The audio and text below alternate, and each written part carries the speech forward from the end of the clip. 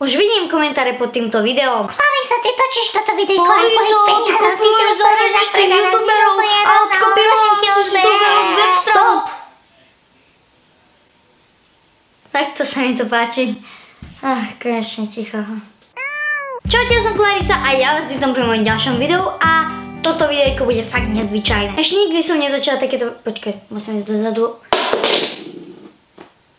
Aby som bola zaostrená. Ešte nikdy som takýto typ videí netočila, aspoň si myslím, dúfam. A dnes to bude 5 informácií, čo možno neviete o tejto vecičke. Nemusím to obkecavať, čo to je to fidget spinner a to má podľa mňa už asi každý. A vlastne myslím si, že môžeme ísť do tohto videa. Prosím, nepíšte mi pod videom do komentárov, že niekoho kopírujem.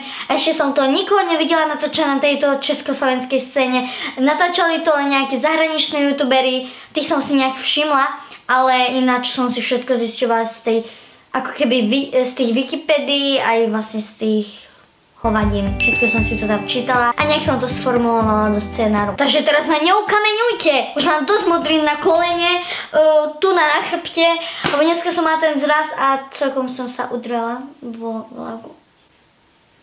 Ok, takže už konečne poďme na toto videjko. Ok, takže taká prvá informácia, čo možno niektorí nevedia, tí, čo vlastne po anglicky vedia, no tak nie tí, čo vedia, ale tí, čo veľmi neovládajú angličtinu, napríklad ako ja, tak fidget znamená po anglicky vrtieť sa a tak preto dali ku slovu spinner fidget, lebo vlastne ten spinner sa vrtí ako keby a vlastne sa aj krúti, takže určite preto dali fidget spinner.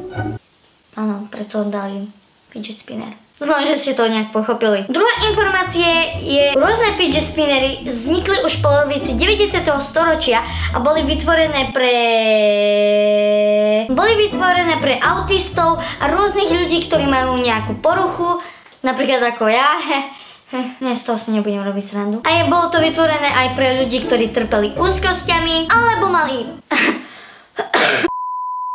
ťažkú pozornosť so sústredením. No, proste nevedeli sa sústrediť na nejakú vec. Proste mali poruchu sústredenia alebo nejak tak.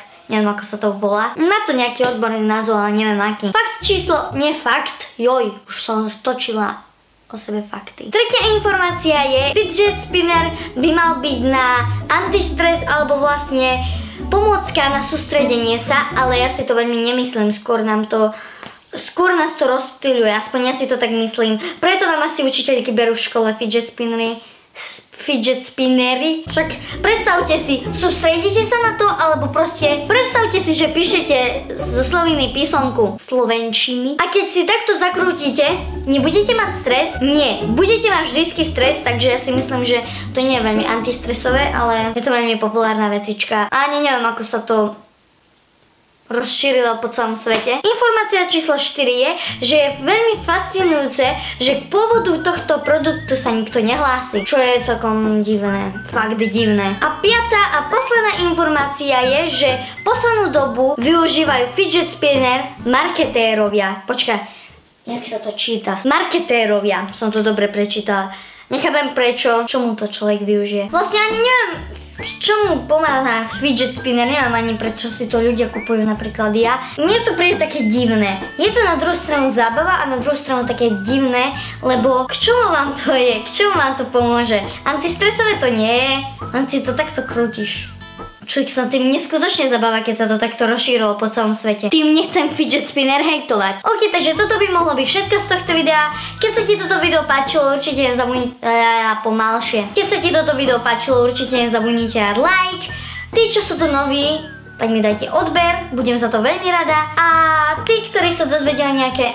mám tu vlas. A tí, ktorí sa dozvedeli nejakú novú informáciu, tak mi to napíšte dolu do komentárov, aby som vedela. Neviem, k čomu mi to bude, ale aby som to vedela, chcem vedieť, koho som prekvapila, čo sa dozvedeli nejakú novú vec. A ja sa budem tešiť u ďalšieho videa, takže čau!